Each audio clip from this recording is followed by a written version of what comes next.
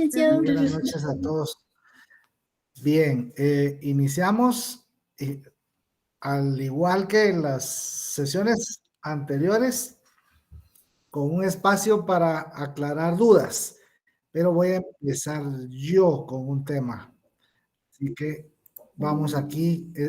Quiero, por favor, me confirmen si está mi presentación ya en pantalla.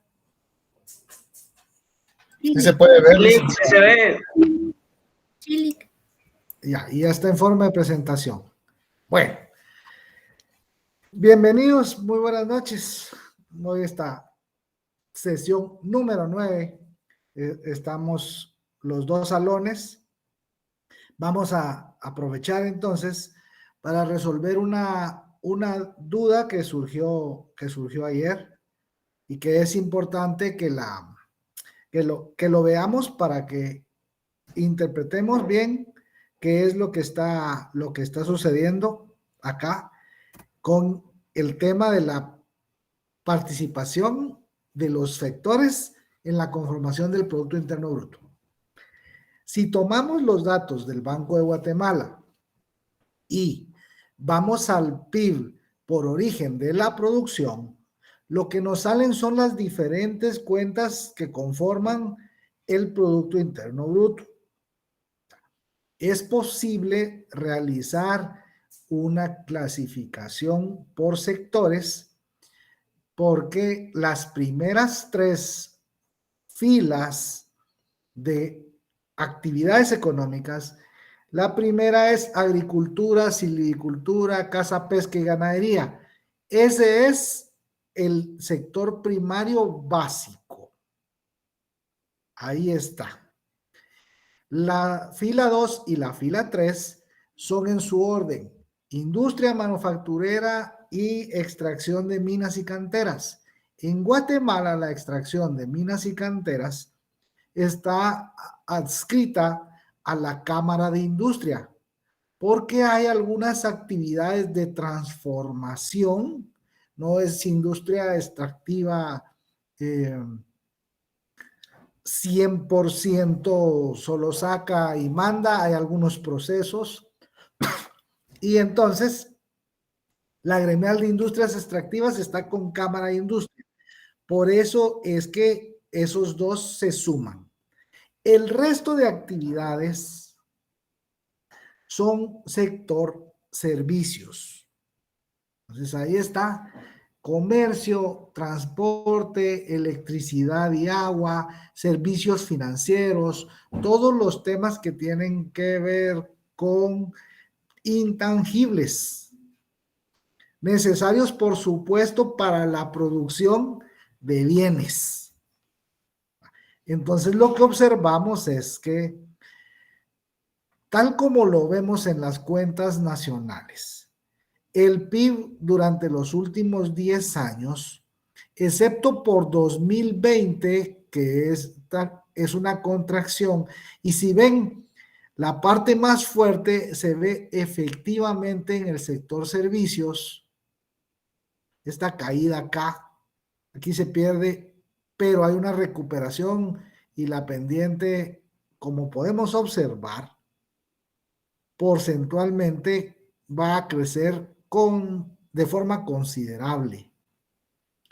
Vemos acá cómo ha venido creciendo en términos absolutos, cómo ha venido creciendo el sector servicios respecto de los otros dos sectores que podemos observar, tanto en términos de volumen de quetzales, en términos absolutos, como en la óptica acá, gráficamente, son relativamente planos, o así parecen. Su pendiente es muy pequeña, comparando con este crecimiento. Analizamos entonces que cuando una economía, su crecimiento se explica por el sector terciario, estamos hablando del fenómeno llamado tercerización de la economía en términos de CEPAL. Entonces, la Comisión Económica para América Latina en los 80s y 90s, analiza cuál es el comportamiento de las principales economías de América Latina y el Caribe y lo compara dentro de, lo junta también con el tema de centro y periferia y cómo es que se van desarrollando los países y cuál es la apuesta primero al crecimiento económico. Eso tenemos que juntarlo, lo unimos a lo que hemos venido conversando respecto del sector agropecuario en función de cómo está distribuida la tierra productiva.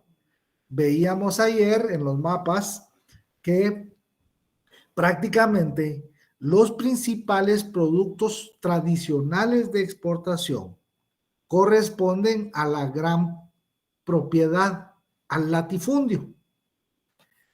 Por lo tanto, cuando veíamos prácticamente todos están en las mismas zonas y son las tierras con la mayor capacidad productiva para esos productos en particular. Esto en función de vocación de los suelos. Entonces, si los principales productos y las principales exportaciones agropecuarias corresponden a ese porcentaje de población que no supera el 10% de las fincas, pero que tiene bajo su control cerca del 80% de la tierra productiva. Es normal hacia dónde vienen esos retornos y por qué, estando tan concentrados, el resto de productores que en un 92% son de infrasubsistencia y de subsistencia, pasan tantas precariedades. Esa es la parte que tenemos que ver. Ahora pasemos a esta otra gráfica. Acá es donde surgió la duda. Es, si lo vemos en términos absolutos, salvo por 2020, pero fue el sector agrícola es muy pequeña, la contracción, muy chica. Diferente a lo que pasó con servicios, esa parte olvidé explicarla, porque ahí está hotelería, transporte y todo lo que tiene relación con la movilidad de las personas que en función de las restricciones para la contención de la pandemia se establecieron. Restricción de la movilidad, tanto de personas como de mercancías, y eso afectó principalmente al sector servicios, como lo observamos acá en esa caída. ¿Sí? Observamos esto. En el volumen, acá son millones de quetzales. Vemos ahora que agricultura fue muy pequeña la baja, por lo que tiene una tendencia marcada a que en términos absolutos el PIB agrícola crezca. Sin embargo, cuando observamos el peso relativo de la agricultura sobre la conformación total del PIB, lo que vemos es que cada vez está representando menos. Es un peso relativo menor. Y lo que comenté fue que acá hay una diferencia de 1.1 puntos porcentuales, que no es lo mismo que una diferencia de 1.1%. Los puntos porcentuales los vamos a utilizar cuando comparemos porcentajes. Comparamos un porcentaje que puede subir o en este caso puede disminuir, pero al estar comparando porcentajes, lo que se maneja es el concepto de puntos porcentuales. Si usted viene y hace acá, ve que entre 2013 y 2022, en términos absolutos, el PIB agrícola se incrementó considerablemente, más de 9,000 millones.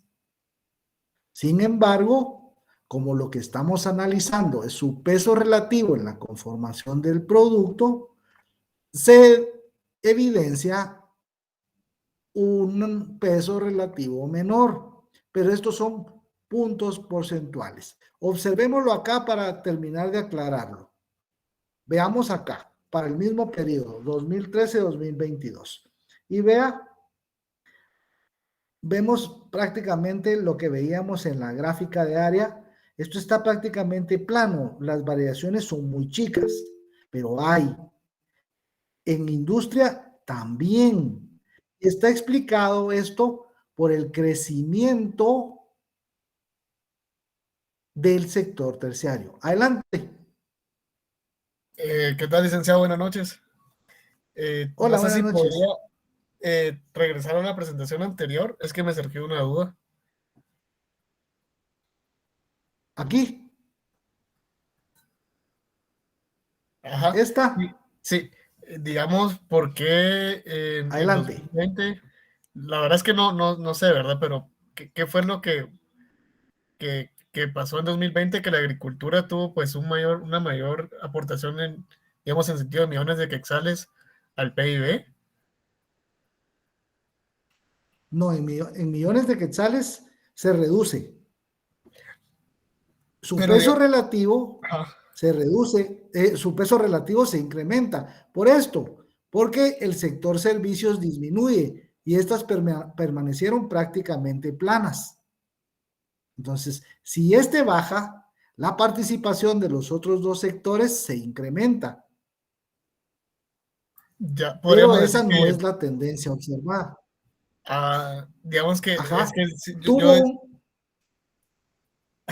dale, Sí, dale. adelante. No, Es continúe, por que yo favor. pienso que tal vez como el del sector servicios disminuyó, tal vez mucha gente se dedicó a la parte de la agricultura durante, tal vez por desempleo, ¿verdad? Probablemente, no sé.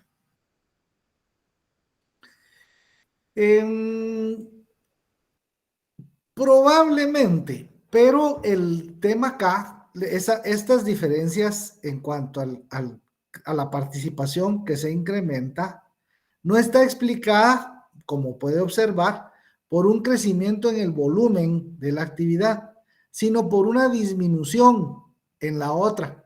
Si quiere acá, hagamos lo siguiente, pongámosle a esta que es aquí, pongámosle a estas la etiqueta que corresponde. Entonces, si ve acá, ahora, este es 2020, ¿sí?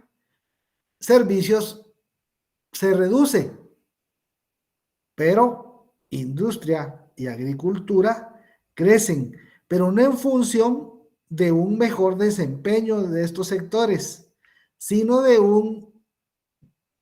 una reducción en el sector terciario, que es el que está explicando cerca del 70% del crecimiento de la economía.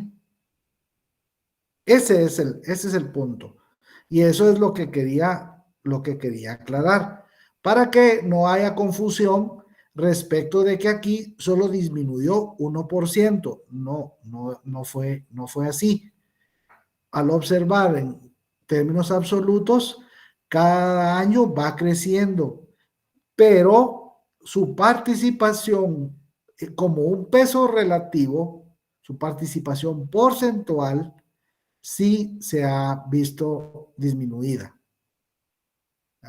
En volúmenes se exporta más y el tema de los precios en los últimos años también ha sido favorable para los principales productos. Sin embargo, el sector servicios ha crecido considerablemente más.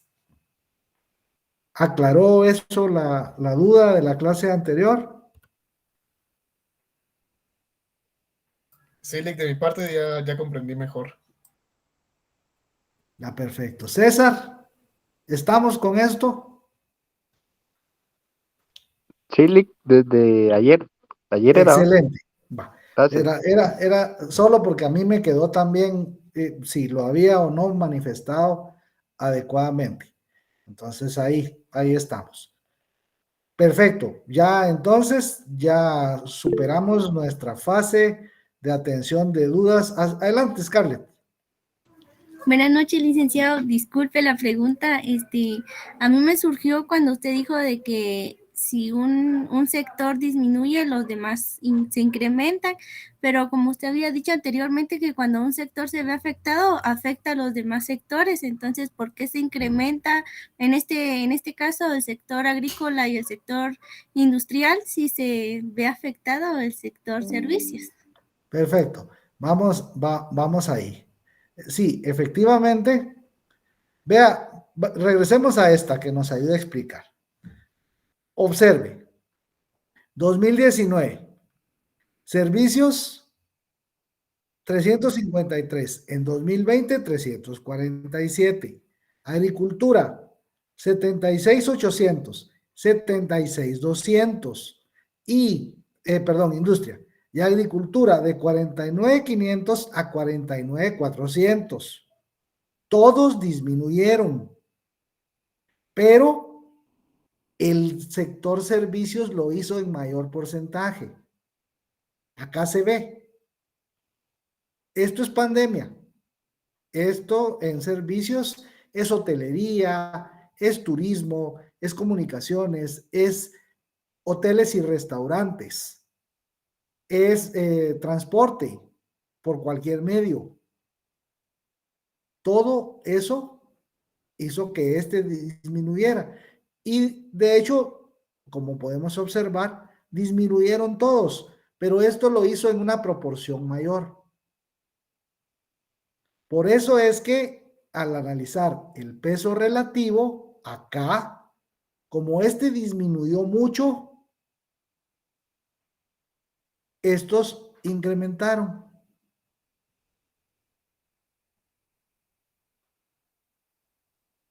Ahora sí. Sí, licenciado, muchas gracias. Perfecto. Muy bien, entonces ahora sí, pasamos a nuestra sesión número 9 con la parte que trabajaremos los días viernes, que es el tema relacionado a elaboración de proyectos agrícolas. Aprovechando que las dos secciones están juntas durante esta sesión. Vamos ahora. Hablamos que los proyectos eran una sucesión o una serie de pasos lógicos encaminados a resolver un problema económico que surge de las mismas, de los mismos cuestionamientos que empleamos para intentar administrar de mejor forma o de buena manera los recursos escasos.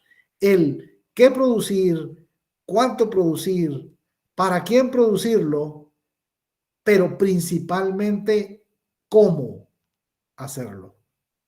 Esas son las preguntas a las cuales los proyectos buscan dar respuesta.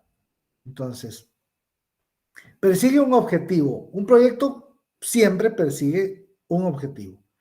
Solucionar un problema desde el punto de vista del problema económico. ¿Sí? Por lo tanto, al igual que cualquier otro fin alternativo o bien un uso alternativo de factores de producción, consume recursos económicos, tierra, trabajo, capital y capacidad empresarial, igual que todas las cosas. Recuerde que producir cualquier bien o reproducir cualquier servicio emplea factores de producción. Lo que cambia es la cantidad y la forma de combinar esos factores de producción. Otro aspecto que no tenemos que perder de vista es que siempre para hacer cualquier cosa hay más de un mecanismo, hay más de una forma, existe más de una receta para cocinar el mismo tipo de pastel. Entre cada cocinero habrá una forma distinta de combinar y de transformar sus ingredientes. Lo que siempre debe tomarse en consideración es que lo que nos interesa es encontrar la mejor combinación posible para hacer el mejor uso de estos recursos en función de nuestro costo de oportunidad. Cuando estamos produciendo, el costo de oportunidad, recuerde, está dado por la frontera de posibilidades de producción, que determina las posibles combinaciones en las que se puede optimizar el uso de los recursos mediante la producción de un bien que genere mayor rentabilidad. Pero eso implica sacrificar consumiendo menos recursos o, en este caso, asignando menos recursos hacia la producción del otro bien.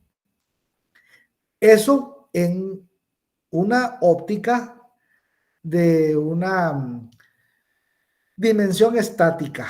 Eso es en el corto plazo. Ceteris paribus.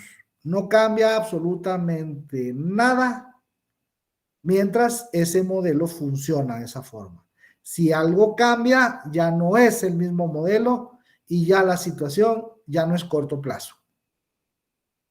¿Estamos bien ahí?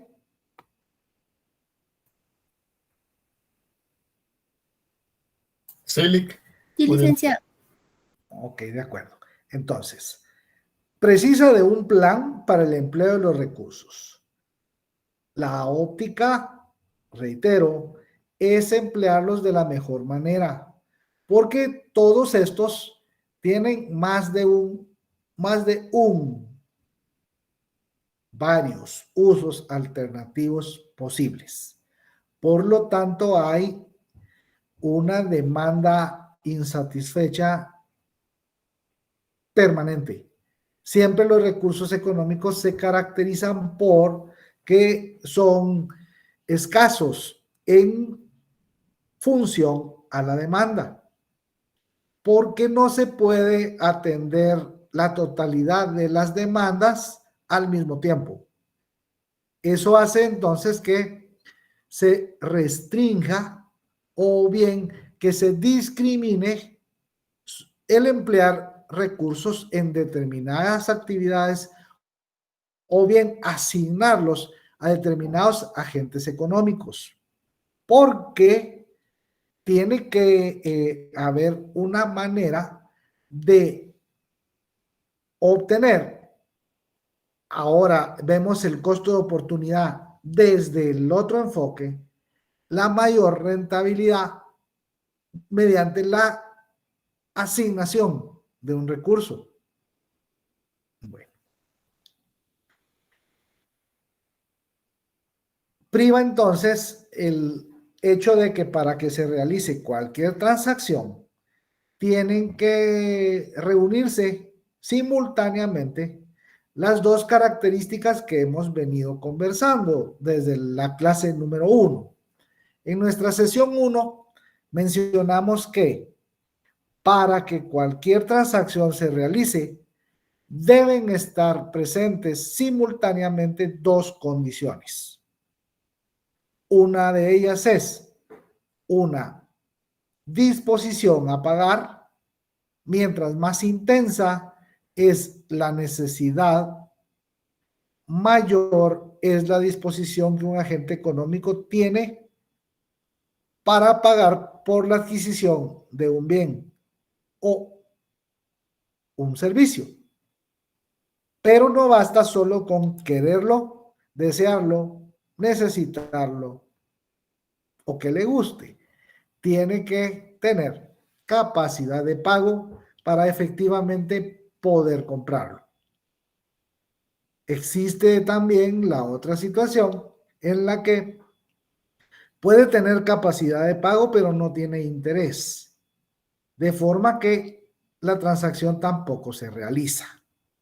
Ambas entonces son en determinado momento condiciones necesarias y juntas la condición suficiente.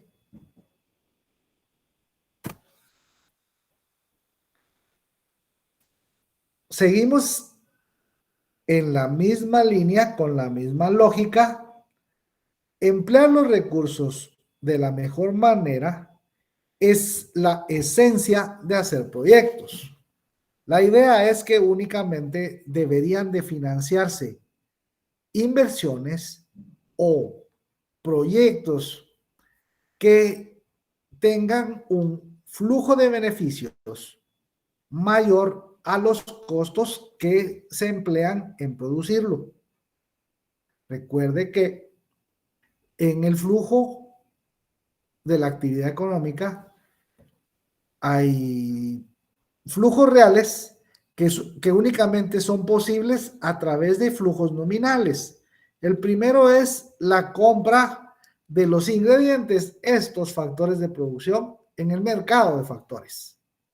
En ese punto y momento en el que oferta y demanda se ponen de acuerdo para pagar una cantidad. En este primer momento, el costo lo lleva a las unidades productivas, las empresas, combina y transforma.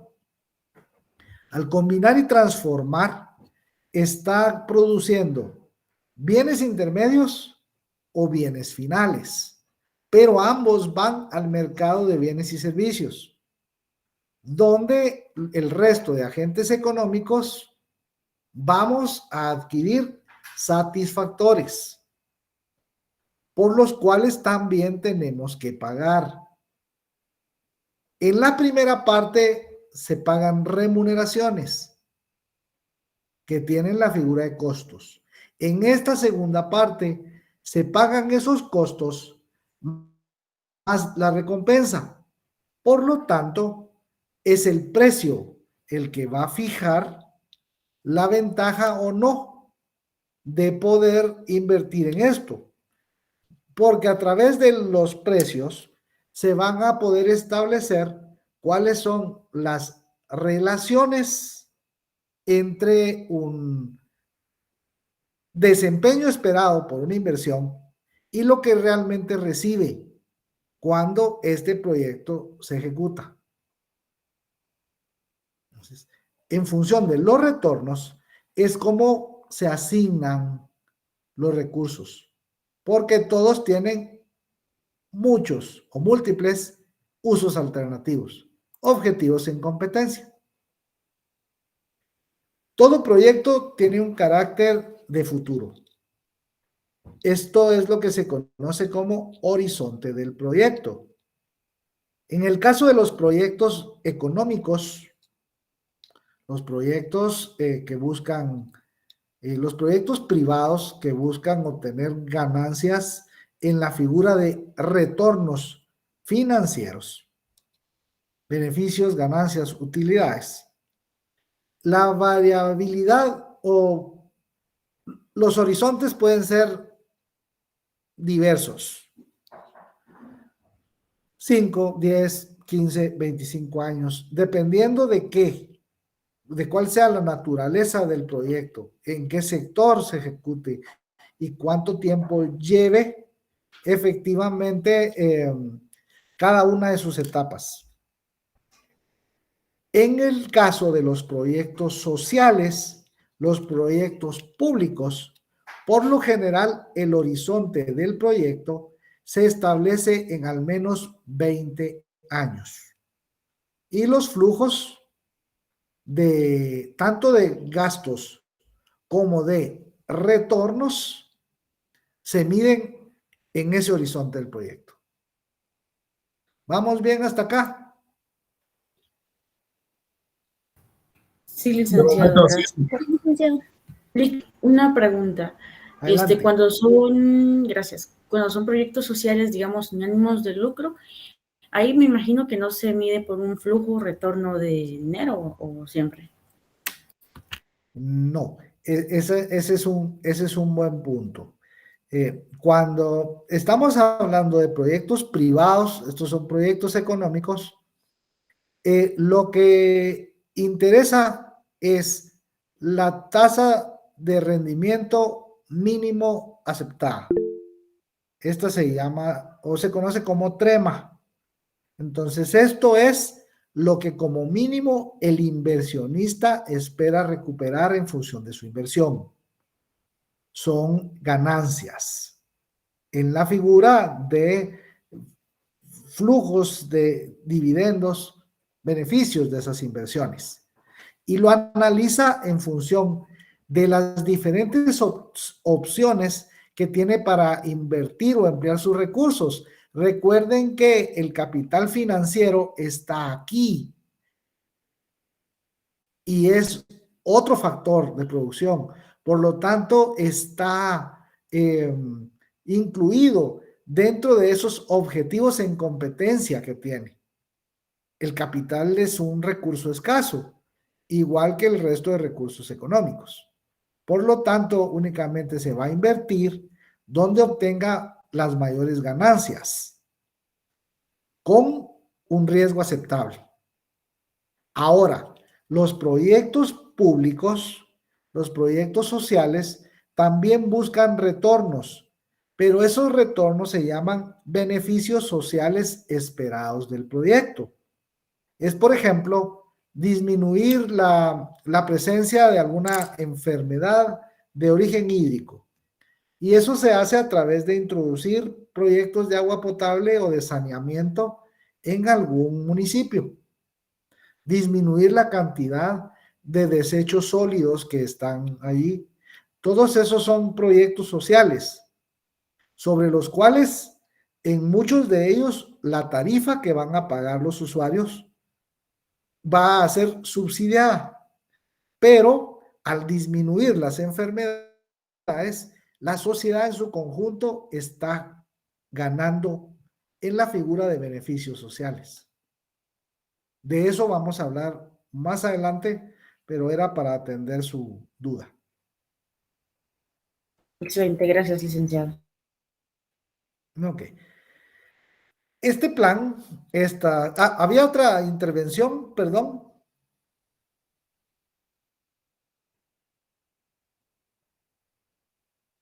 Es que oí y no logro ver acá si era chat, asistencia, entrando, no lo sé, pero entiendo que no. Bien, entonces, toda esta sucesión de pasos lógicos. Lick, Adelante. sí, yo tenía una duda en este caso. Usted mencionaba, ¿verdad? El horizonte que sería para el sector público, que sería alrededor de 20 años, mientras que Sí, para el correcto. sector privado es más inmediato, más enfocado en las ganancias, más que en el retorno social.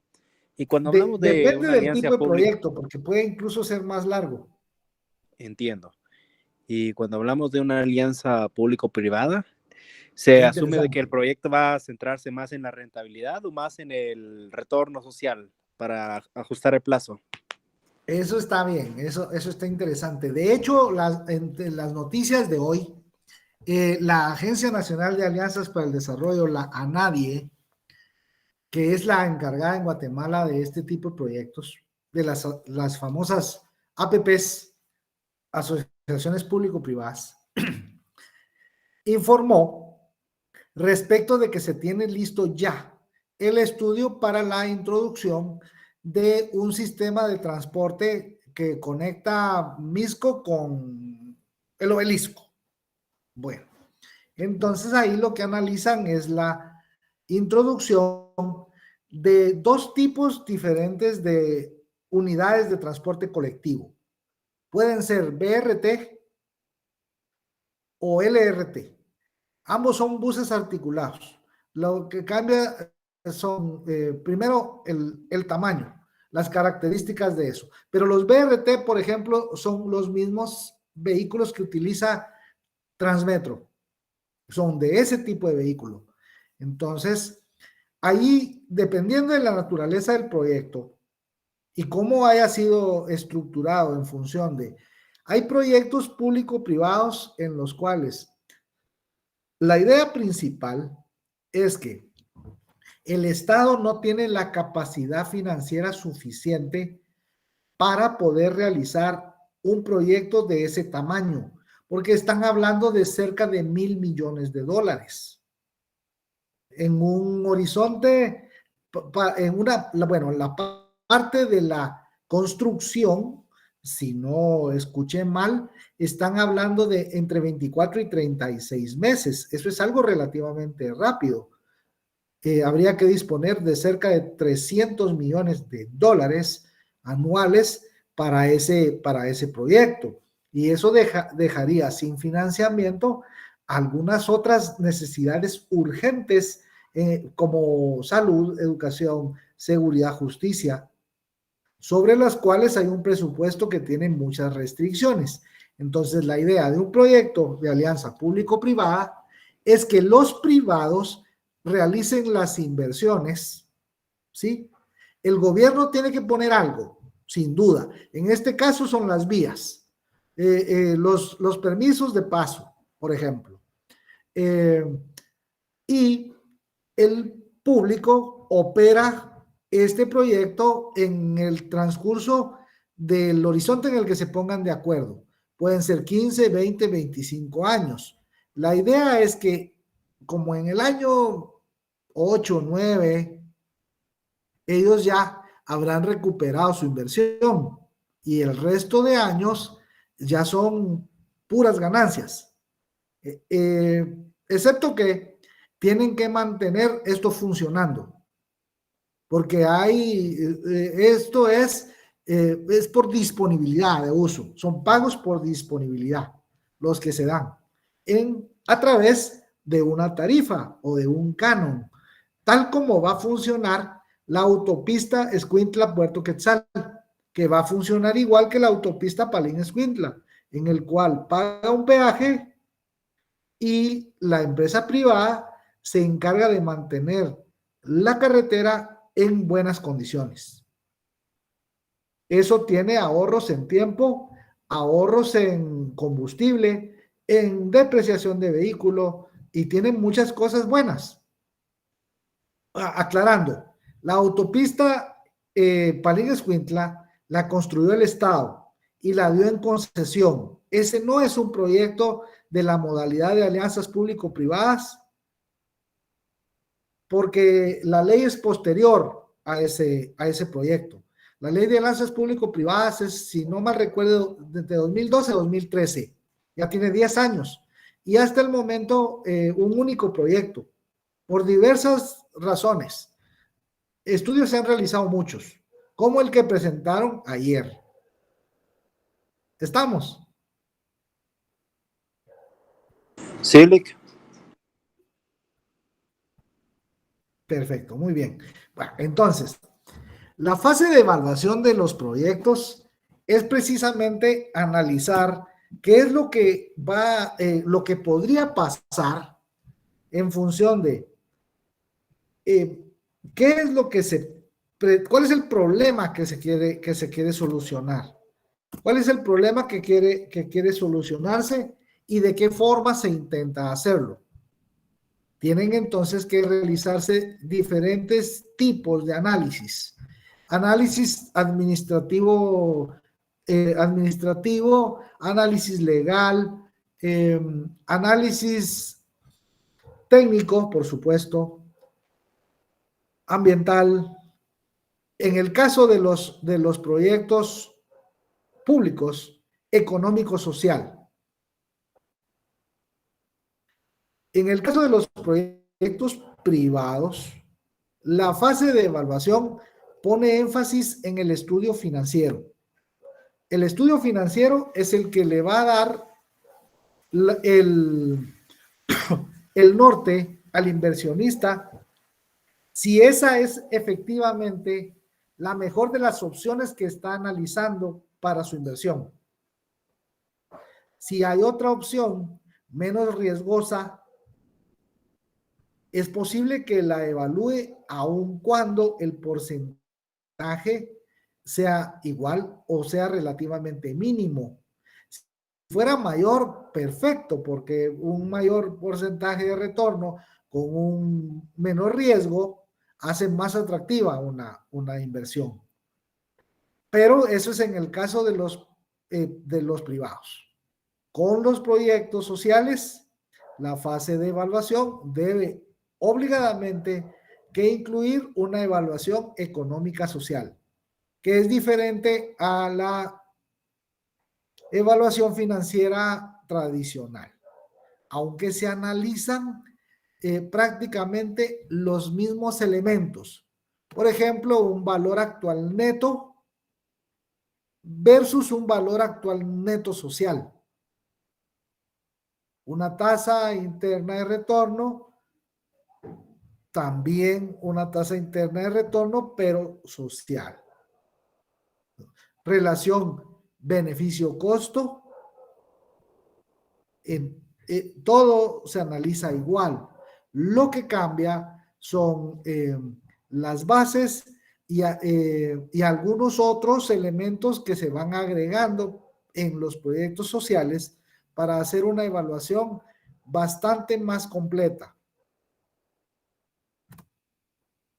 Acá están estos. Los proyectos económicos o privados van a hacer lo mismo que un proyecto social. Alguna demanda insatisfecha por un bien o por un servicio.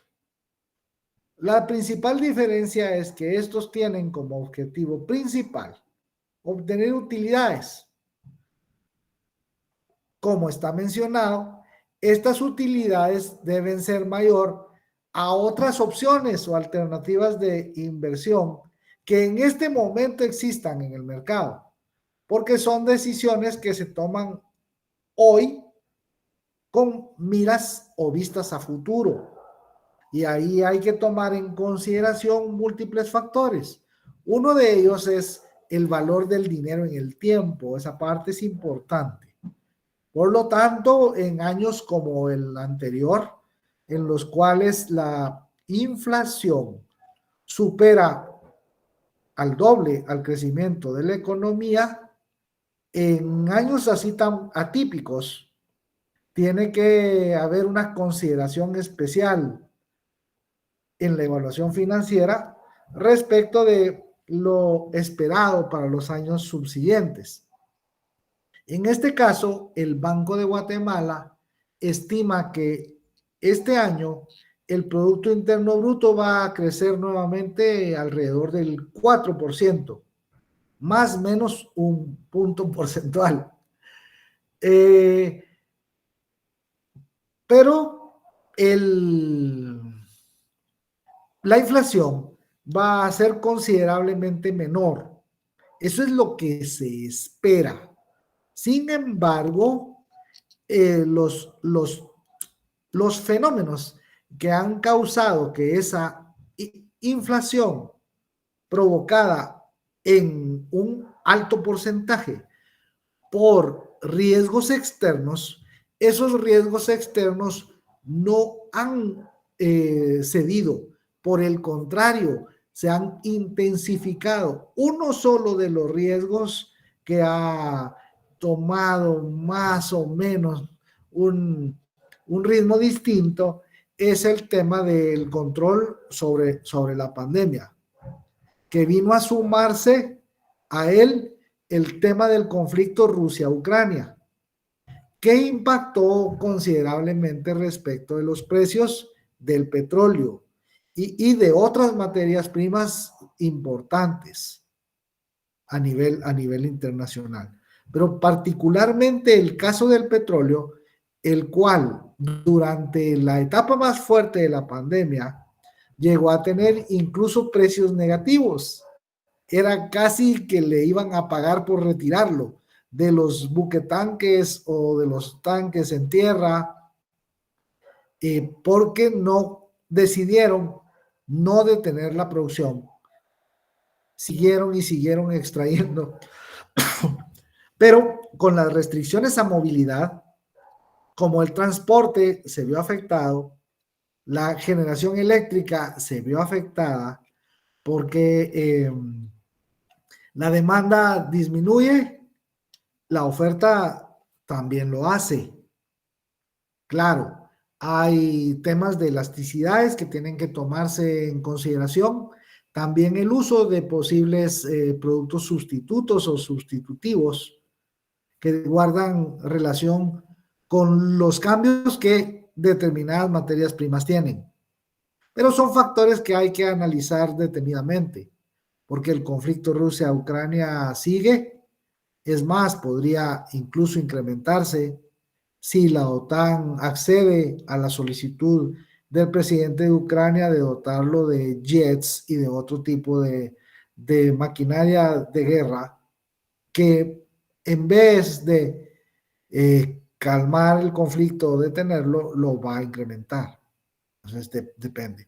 Y eso va a afectar el suministro de energéticos, como ya lo está haciendo en Europa, en el cual, por ejemplo, Alemania tiene un bloqueo al gas proveniente de los Urales que les distribuyen los rusos, pero tienen que operar igual. Su industria necesita energía y esa energía alguien tiene que suplirla.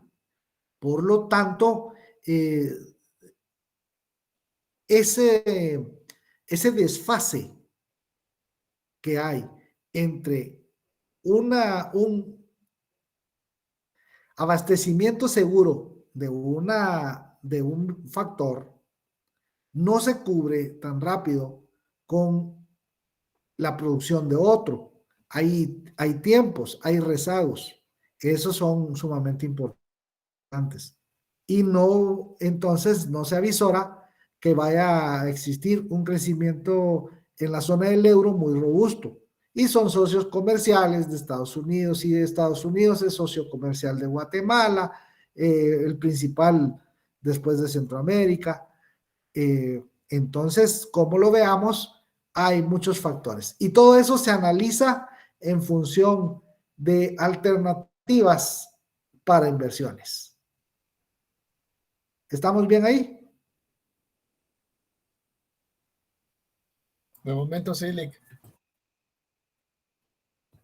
Ok. Ahora, proyectos sociales. Por lo general, proyectos de desarrollo comunitario de carácter no lucrativo.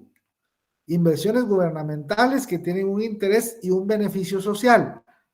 A diferencia de estos primeros, tanto los costos como los beneficios no se van a contabilizar o no se van a cuantificar como una rentabilidad financiera, sino se van a tomar criterios de beneficio social, los mencionados beneficios sociales esperados del proyecto.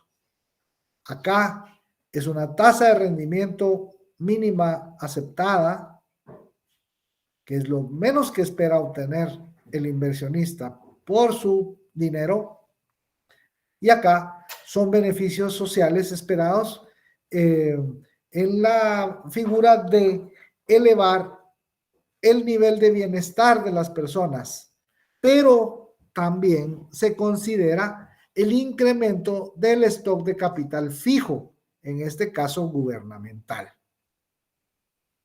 ¿Vamos bien ahí?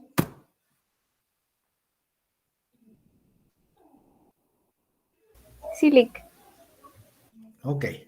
Entonces, también hay clasificaciones sectoriales de proyectos.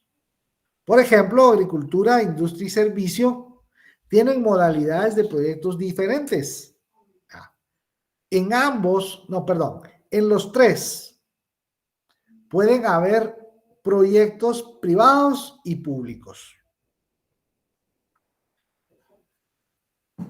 En el sector agropecuario, por supuesto, lo que está considerado respecto a agricultura, silvicultura, caza, pesca, ganadería, puede ser en función de cultivos permanentes o cultivos temporales.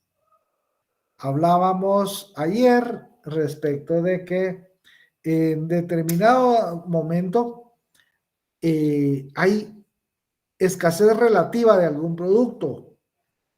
Un proyecto puede ser la introducción en otras áreas en las que en este momento no se está desarrollando la producción de ese bien, para en función de que la capacidad instalada de otros productores fue afectada por diversas circunstancias, puede haber una ventana de oportunidad para nuevos proyectos sobre una actividad que ya se realiza. ¿Sí? En la industria, recuerde, es procesos de combinar y transformar recursos, ingredientes. Entonces va a depender de combinación de factores de producción para transformarlos y realizar nuevos productos en diferentes tipos de industrias.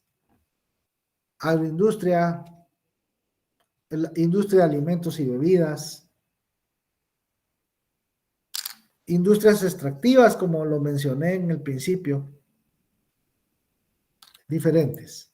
Servicios.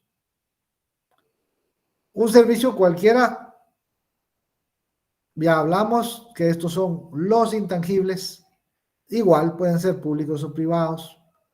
Se clasifican también proyectos de infraestructura, ampliación del stock de capital fijo o social.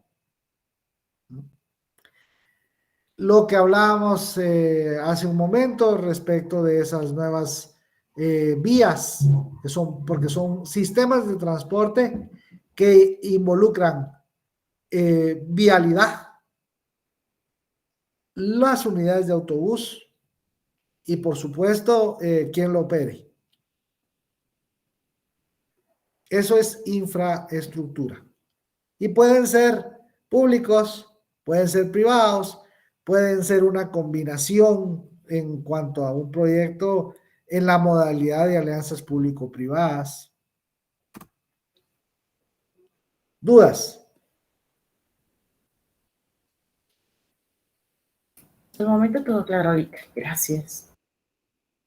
¿Todos bien? Licenciado, una pregunta. Y ese trabajo que vamos a realizar, esa investigación, bueno, tal vez es pronto preguntarles esto, pero ¿es en grupos o va a ser individual?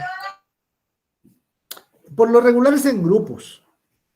Se conforman grupos como de 5 o 6 estudiantes máximo. Y lo que se hace es el análisis de una cadena productiva.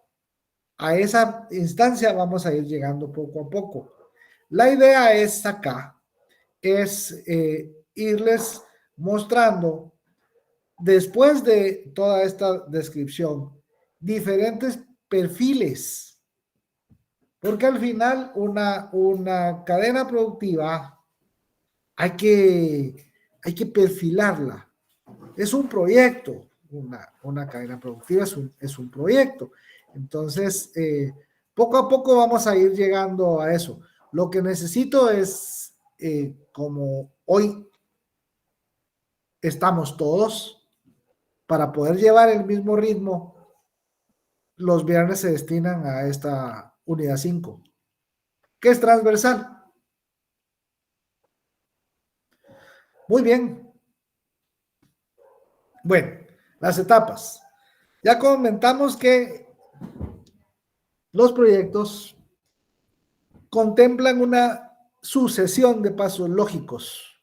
Tiene que haber algo ahí que dé coherencia, que dé un hilo conductor. Tiene que ser ordenado.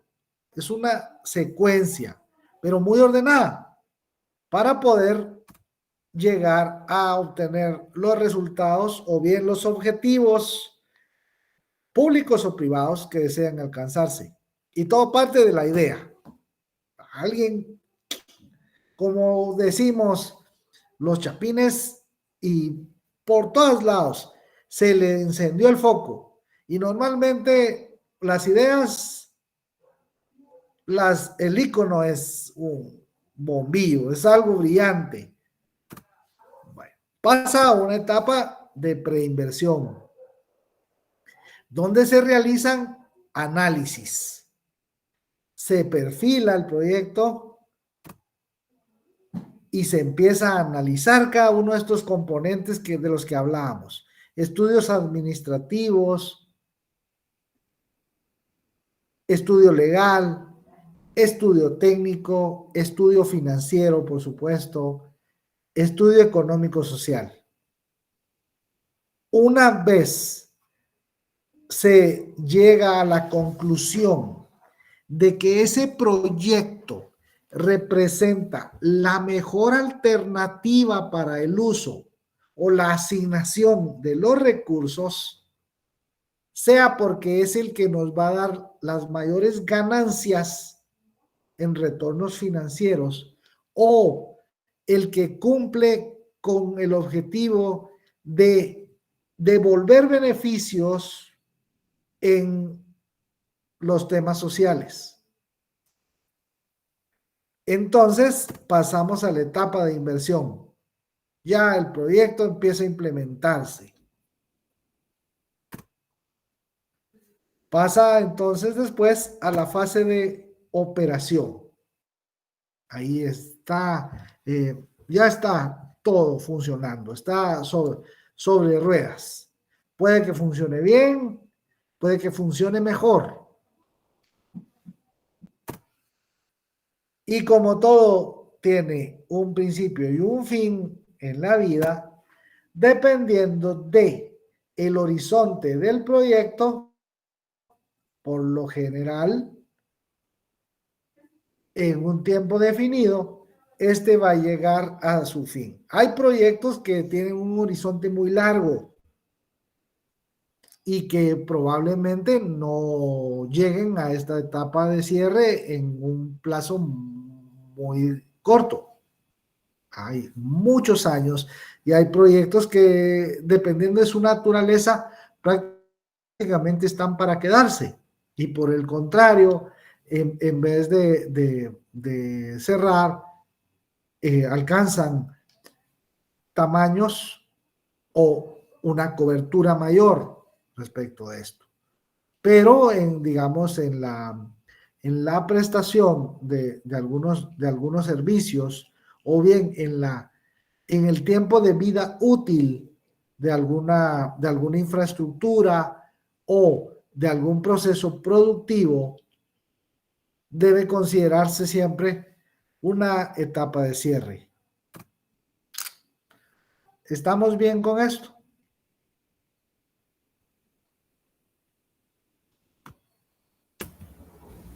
Sí, licenciado. Gracias. Chile. ¿Por qué solo las mismas voces escucho? 2, 3.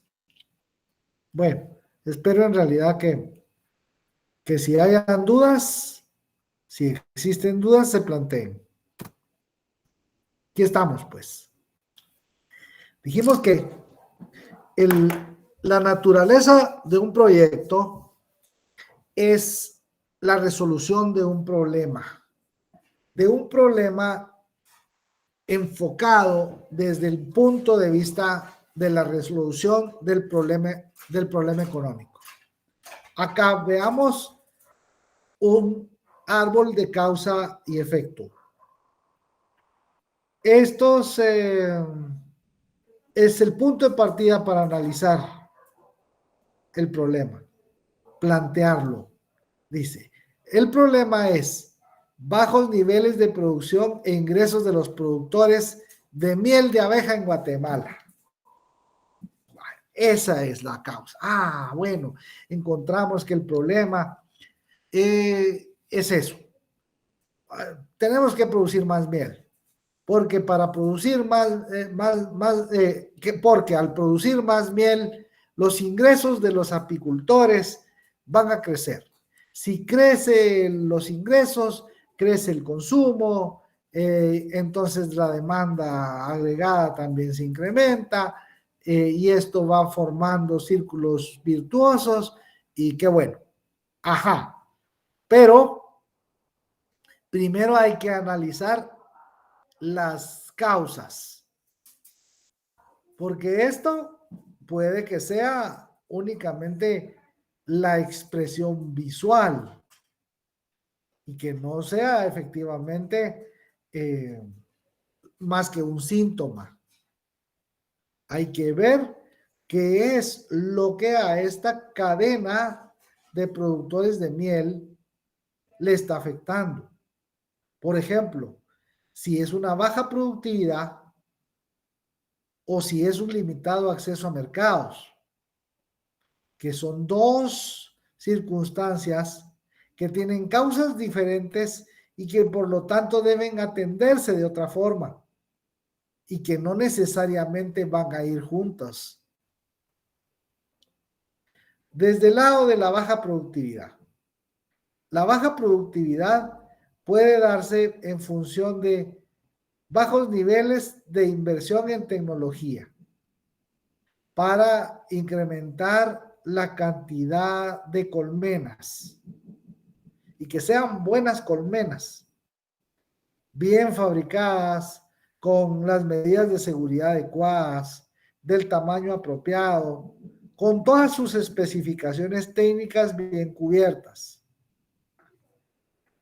Otras causas pueden ser plagas que afecten a las abejas, que pueden afectar a el sector agrícola para algunas de las especies de las cuales las abejas se alimentan.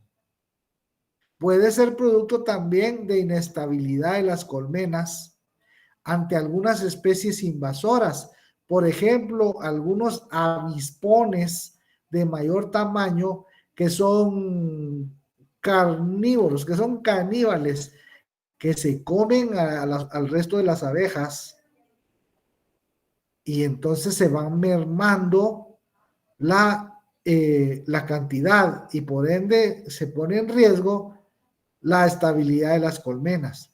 Otro factor es, aunque no lo crean, el cambio climático y cómo en función de la variabilidad climática algunos productos sufren cambios, incluso en sus características físico-químicas, pero también en cuanto al volumen.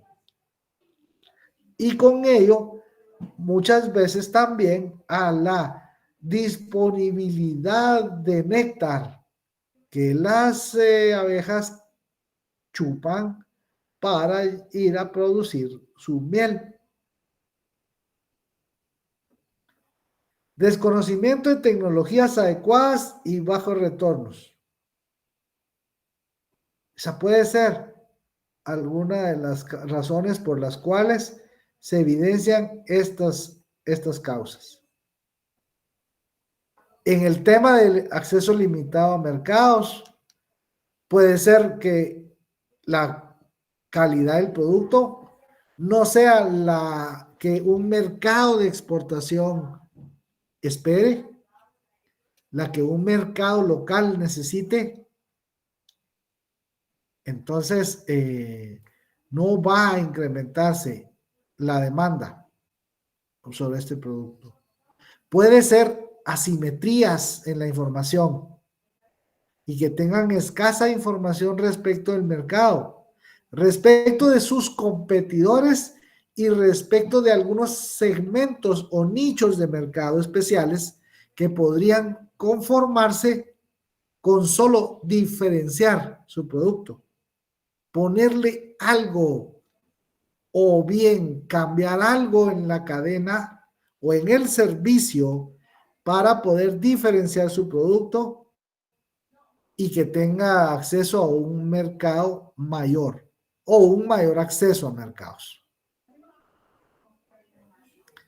Productores individuales pequeños en función del mercado, tomadores de precios absolutamente, tienen poca capacidad para entrar en economías de escala. Y eso también tiene que ver y guarda relación con los temas institucionales. Todo lo que vimos respecto de reglas del juego, un ente rector, agentes públicos y privados de apoyo, todo lo que tiene que funcionar bien para que el sector agropecuario, y esto es una parte de ese sector agropecuario, funcionen de la manera adecuada. ¿Dudas con esto?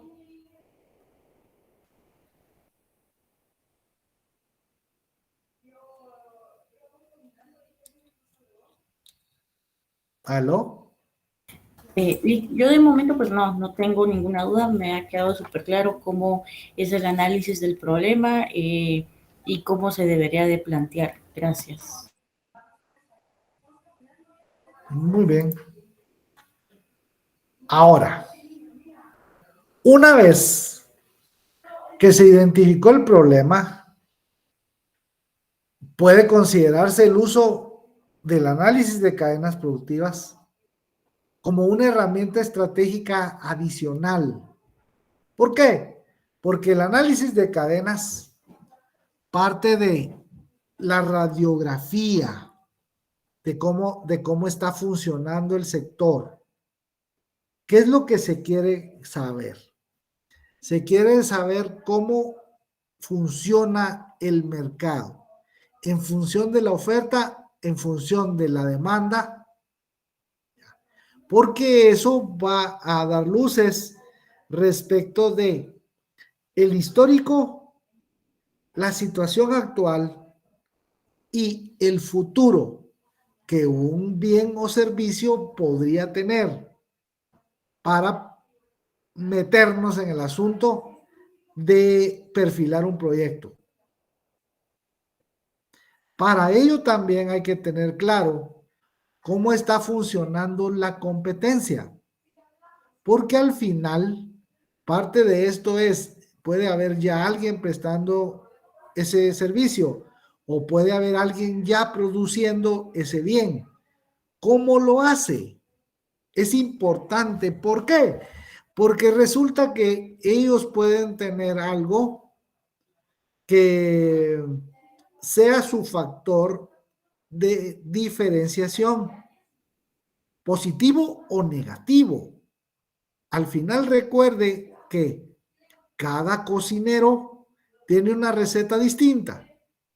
Cada quien va a intentar hacer su producción con su propia combinación y transformación. Claro, hay algunas cosas que son similares entre todos los pares. Uso el término de pares porque el análisis de la competencia tiene que ser entre iguales, porque si no, no tiene sentido. Tiene que ser, cuando se hace análisis de competencia, es entre industrias similares, entre agentes económicos muy o perfectamente homogéneos, que son comparables, son sus pares. Uno muy grandote no tiene oportunidad, uno muy chiquito no le va a dar una buena visión de cómo el sistema funciona. También nos va a apoyar en identificar y priorizar las variables críticas. ¿Por qué? Porque el análisis de cadenas lo que hace es evaluar el funcionamiento de cada uno de los eslabones, haciendo una analogía entre los pasos, un paso por eslabón, una fase por eslabón. Mientras más larga y compleja sea una cadena, mayor es la potencialidad que tiene de mejora continua. Y eso únicamente se puede lograr a través de identificar y priorizar las variables críticas. No todos los eslabones de la cadena funcionan de la misma forma. Algunos lo hacen bien, otros lo hacen mejor. Los que lo hacen bien tienen posibilidad de mejora. Y los que lo hacen mejor también. La idea es siempre encontrar la mejor combinación, la función óptima de producción, para que no haya ni subutilización ni desperdicio y que únicamente se utilicen los factores de la producción en las cantidades necesarias. Entonces, después de identificar y priorizar las variables críticas, se definen las acciones estratégicas para mejorar el desempeño de los eslabones que están funcionando menos bien que los otros. ¿De acuerdo?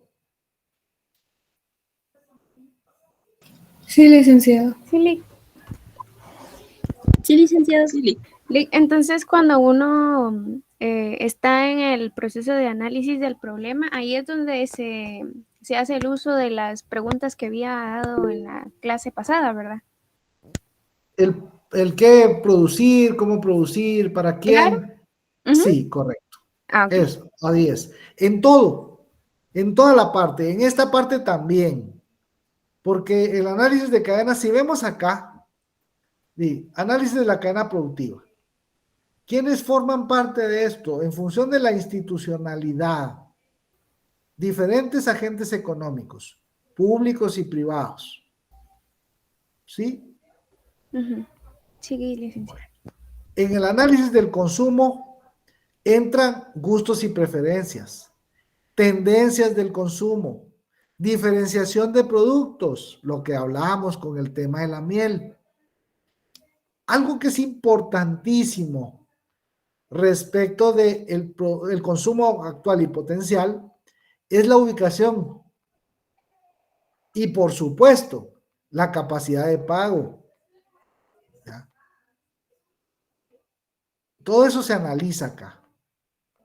Con la competencia, con los pares, cuántas empresas hay, dónde están ubicadas, cuántos están con la misma idea que tenemos o muy parecidas. ¿Ya? Si la cadena va por el lado del poder de los compradores o va por el mercado de los proveedores, son análisis distintos. ¿Cuál va a ser la fuerza motriz? Es importante. Si es en función de los compradores, la amenaza de productos sustitutos es latente. Lo que hablábamos de la energía. Se va el abastecimiento de gas y tiene que entrar energía hidráulica, energía eólica, energía nuclear, pero todo eso lleva tiempo. Vaya, puede ser como aquí en Guatemala, si no hay producción hidroeléctrica, el que cumple con mantener la cantidad de oferta estable son los cogeneradores de los ingenios azucareros. Pero si ellos no estuvieran en ese proceso, se tendría que generar más con carbón, por ejemplo, que es más caro, más contaminante y que entonces nos va a dar una estructura de costos distinta. Adelante. Licenciado, con el cultivo de la caña de azúcar, lo único que yo le he visto de malo, porque pues conozco a alguien que tiene una siembra de caña, es que la zafra y la tierra también tiene un tiempo de vida, porque después ya no se puede utilizar durante 10 años esa tierra, La como hay que ventaja quemarla, que ¿va? tienen es que van rotando, ¿no? Hay áreas en las cuales eso ya está contemplado, migran para otro lugar, o en la misma tierra van rotando cultivos. Sí, es interesante, es complicado, pero el tamaño de esas extensiones permite muchas prácticas de conservación de suelos, rotación. ¿Alguna intervención? ¿Me estaba escuchando? Hola, licenciado, buenas noches. Estaba Adelante. escuchando el tema acerca de lo de los campos de caña. Solo consulta. ¿Calcula usted que Sí. sí hay una rotación como tal hoy por día? Porque como pues las cuestiones en tecnología para el abono han incrementado, ¿verdad? Siento yo que tal vez la rotación ya no se hace tan necesaria desde que se puede abonar el suelo de tal manera, ¿verdad? Con abonos más eficientes. Tal vez tienen algún tipo de semilla mucho más eficiente, ¿verdad? Ya modificada genéticamente, pero me gustaría Sí, sin escuchar su duda. opinión. Es una combinación de múltiples factores. Recordemos que la agroindustria azucarera está compuesta por los que cultivan la caña y por los que la procesan, que no necesariamente son los mismos. Algunos grupos grandes sí tienen sus propias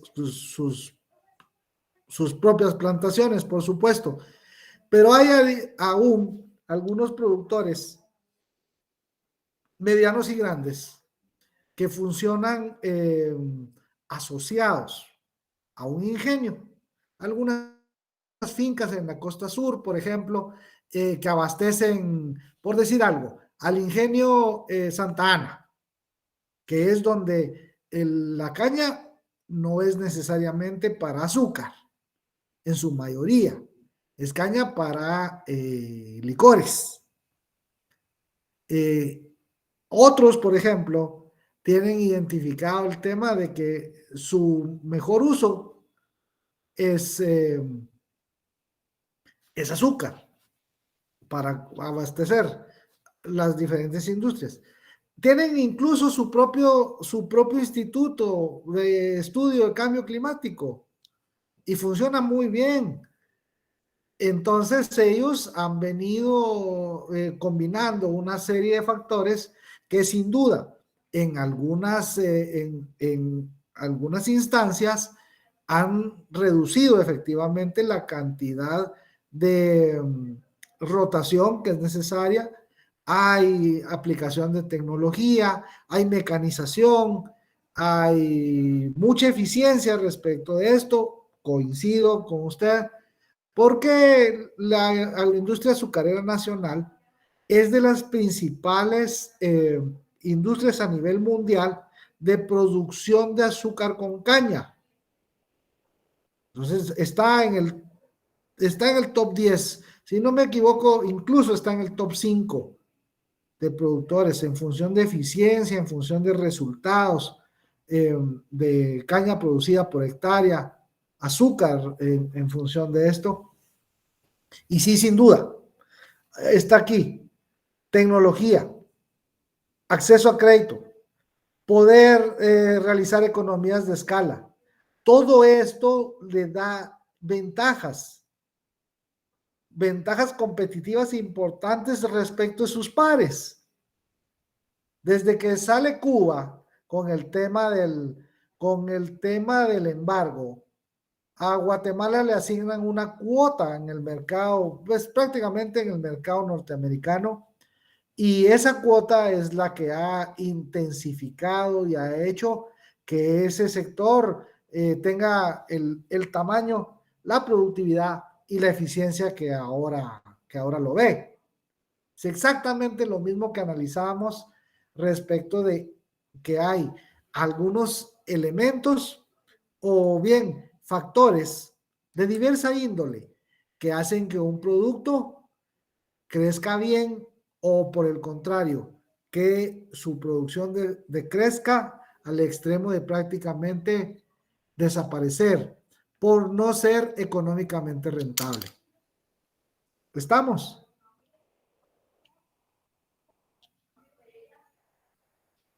Sí, licenciado. Sí, licenciado, gracias. ¿Alguien más ahí? Escuché. Sí, licenciado. Adelante.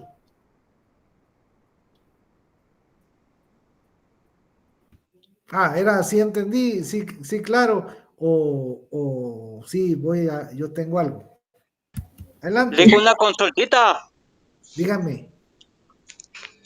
En su experiencia, es algo descabellada la pregunta, pero No, considera que algún día acá en Guatemala se podría poner un tren subterráneo.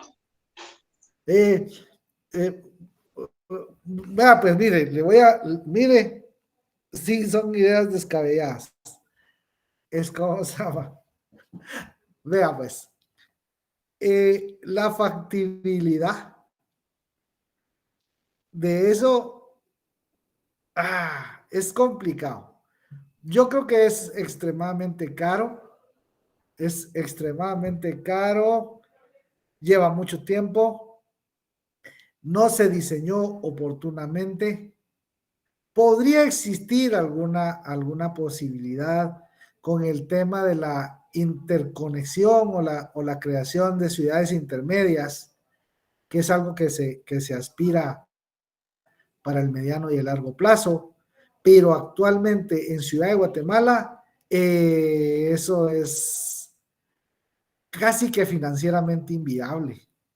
Es extremadamente caro, por eso es de que están buscando las otras alternativas como las presentadas ayer o como el tren de cercanías, el tren ligero. ¿Ya? Son condiciones muy diferentes. Panamá, por ejemplo, sí pudo hacerlo. De hecho, han habido 2 fases, pero es que ahí el dinero no es problema. Sí, Jacqueline, adelante. Ay, gracias, Licky. Yo pensé que tenía la mano abajo. Pero usted hablaba de que si algo no es sustentable, el proyecto o algunas prácticas desaparecen.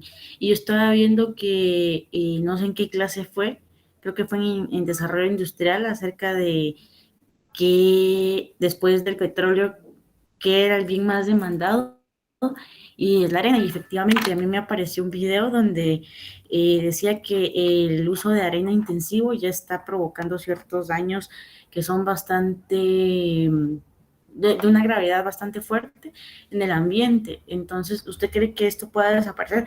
Porque esta arena es usada para construcciones y cómo se extrae del océano, de ríos. Entonces, esto está está al borde de provocar ciertas situaciones en el medio ambiental, como el desbordamiento de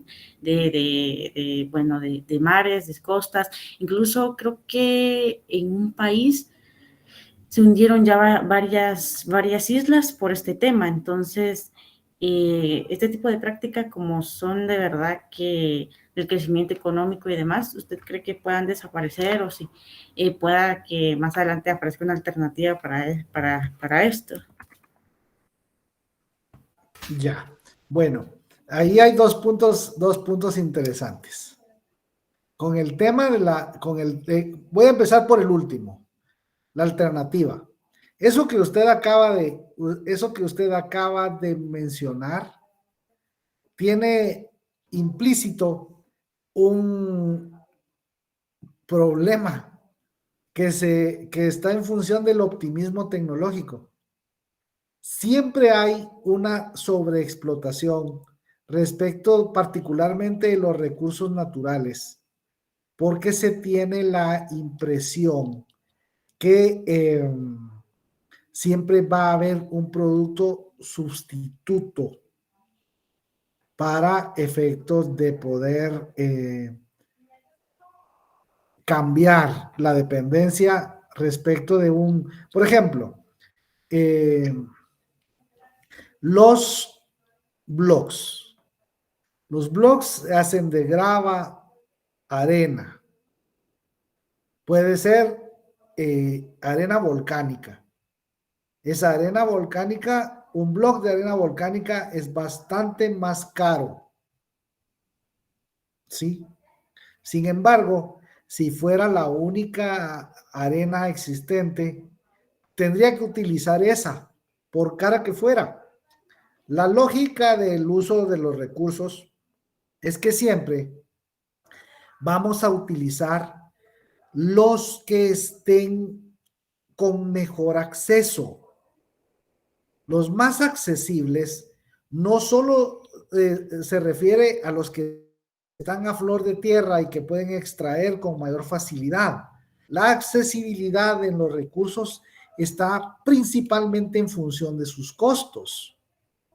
Hablemos ahora del agua. El agua, por ejemplo, hay un proyecto, estaba escuchando hace un par de días respecto de un mecanismo financiero a nivel mundial que se llama Fondo Verde del Clima. Y el Fondo Verde del Clima busca financiar proyectos para adaptación y mitigación a cambio climático. Y mencionaban de un proyecto regional muy interesante en Chile, respecto de que en el litoral están extrayendo, perdón, agua salada que están desalinizando mediante procesos que funcionan con energía solar, y el bombeo hacia las áreas productivas es con bombas que funcionan con energía solar.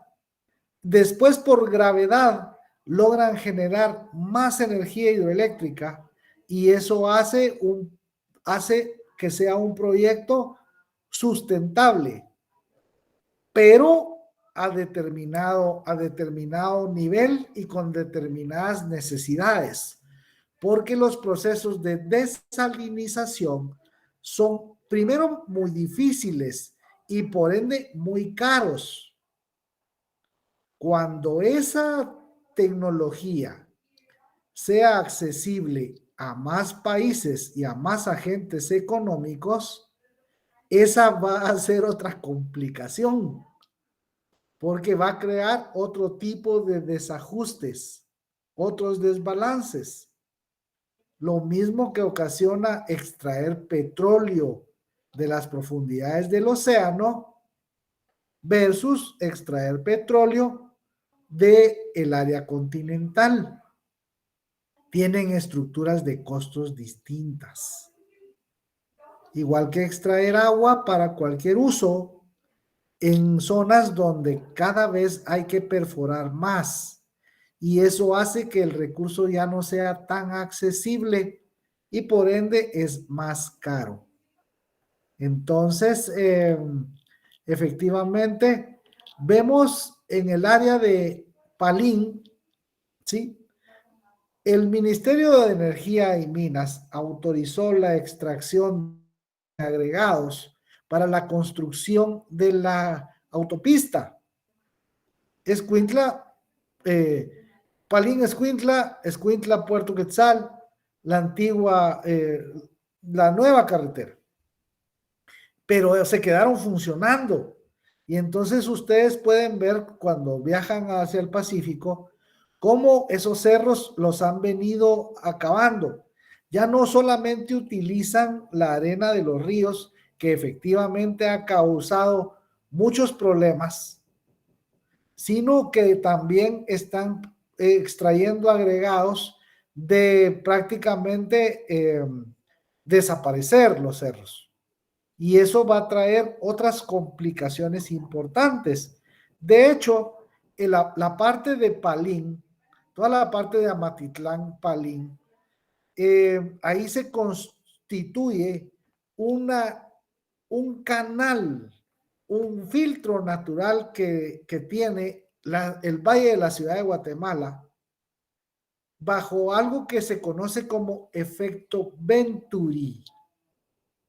Eso hace que esa zona, toda la parte del cañón de Palín, sea una zona donde el viento sopla con mucha fuerza, pero son vientos que vienen del norte, y lo que hace eso es de que presta el servicio de disminuir los niveles de contaminación, que de no existir ese cañón de Palín con esa formación montañosa, la ciudad de Guatemala tendría altos niveles de contaminación atmosférica, los cuales sí se van a dar, además de otro tipo de desajustes, cuando en unos años, 20, 30, se terminen de acabar esos cerros.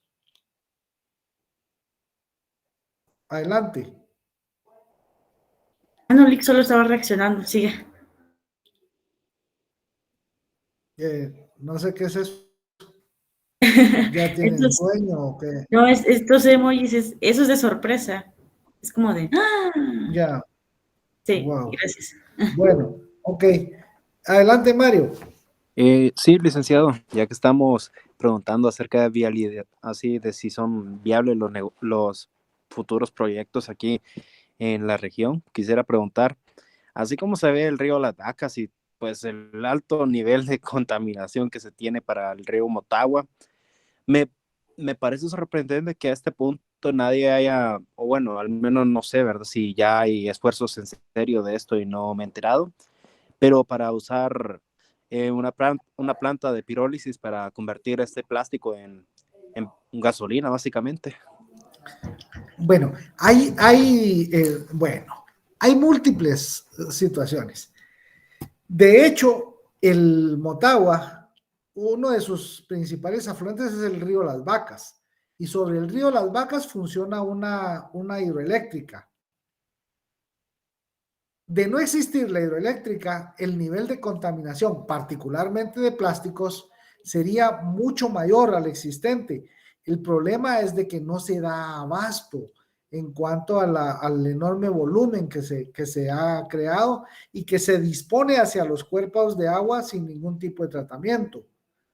Esa es, Mario, hay diversas alternativas para utilizar. De hecho, la misma hidroeléctrica de las vacas remueve plásticos a través de sus filtros y la idea es de que los sólidos mayores no pasen hacia la zona de las turbinas porque las dañan. Pero, insisto, es tal el nivel que no se dan abasto para tal. Pero del plástico que extraen, por ejemplo, hacen postes, es material para block.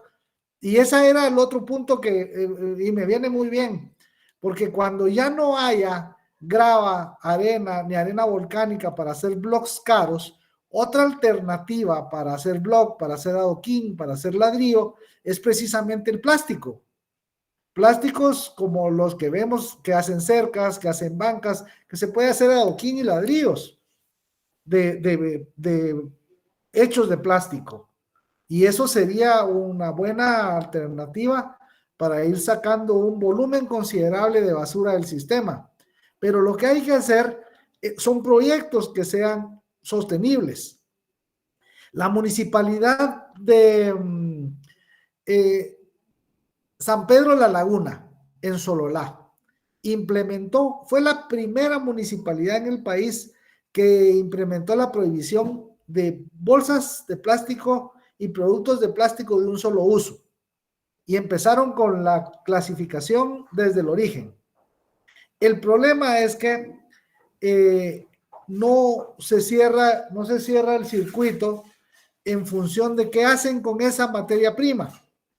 La idea es que tiene que conectarse a proyectos como el que usted indicaba, para producción de energía eléctrica, para producción de otros productos con mayor valor agregado, que efectivamente suministren el flujo de fondos suficiente y necesario para que esos proyectos tengan sostenibilidad. Eso se llama economía circular y lo vamos a atender, lo vamos a trabajar en una sesión posterior. Pero gracias por las participaciones.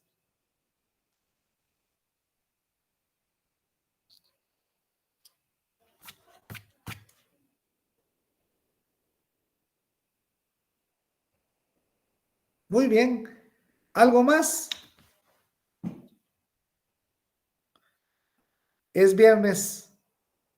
Estamos cansados, ya la voz ya no me da, pero no he sentido el tiempo. Me gustó la clase de hoy, ha sido muy divertida. A mí esa parte me gusta. Eso no lo haga. Esos siguientes sí están bien, pero la que pasó antes no haga eso. Bueno, muy bien. Estamos.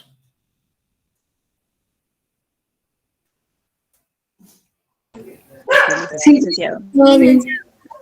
Sí, licenciado.